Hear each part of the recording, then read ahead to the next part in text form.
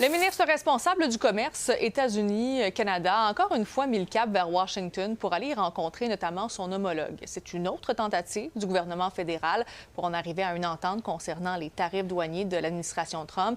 Et là, Lila, il y a quand même urgence parce qu'il faudrait avoir une entente avant l'entrée en vigueur de la dernière menace tarifaire du président Trump. Oui, deuxième visite en 2 semaines. On sent que Dominique LeBlanc, en fait, il veut conclure ici. On rappelle que c'est sur la dernière salve de tarifs qui doit rentrer donc le 19 août en vigueur. C'est 50% de tarifs sur quelques 28 milliards d'exportations, produits laitiers, alcool et même bâtons de hockey. Et donc la durée de son voyage, on ne l'a pas pour le moment. On en saura sûrement un peu plus demain. Tout à fait. Et Lila, il faut reparler maintenant des agents de l'ICE aux États-Unis parce qu'il y a un homme originaire du Salvador qui est décédé dans un centre de détention du New Jersey.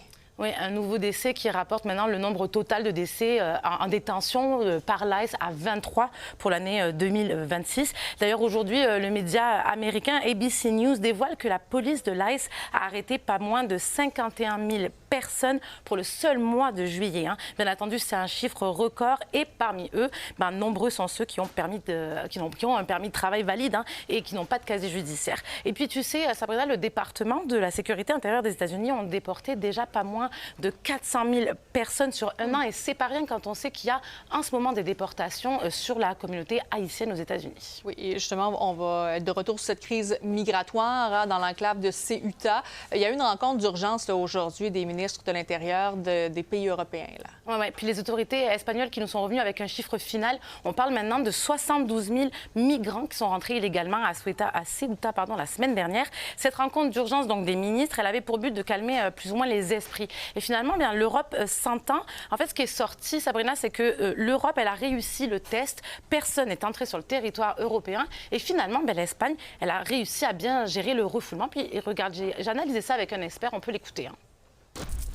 Puisque Ceuta est en Afrique, il y a quand même des contrôles et il est physiquement impossible de se déplacer de l'île vers le continent européen. Donc, ça n'a jamais mis en danger l'espace Schengen. Il y a eu de la division entre les gouvernements européens. Pourquoi? Parce que la plupart des gouvernements européens aujourd'hui sont sur une ligne plutôt hostile à l'immigration. Tout le monde s'est un peu réconcilié autour de l'idée que les Européens doivent coopérer, mais coopérer dans une logique qui est une logique de fermeture des frontières, qui est une logique de contrôle des frontières.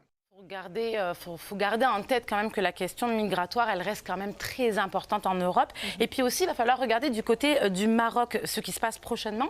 Tous ces jeunes qui ont fui en fait le Maroc pour aller à Ceuta, ils fuient aussi 40% de chômage dans leur pays d'origine. Donc, il va falloir regarder ce qui se passe. Parfait. Merci beaucoup, Lila. Bonne soirée. Merci.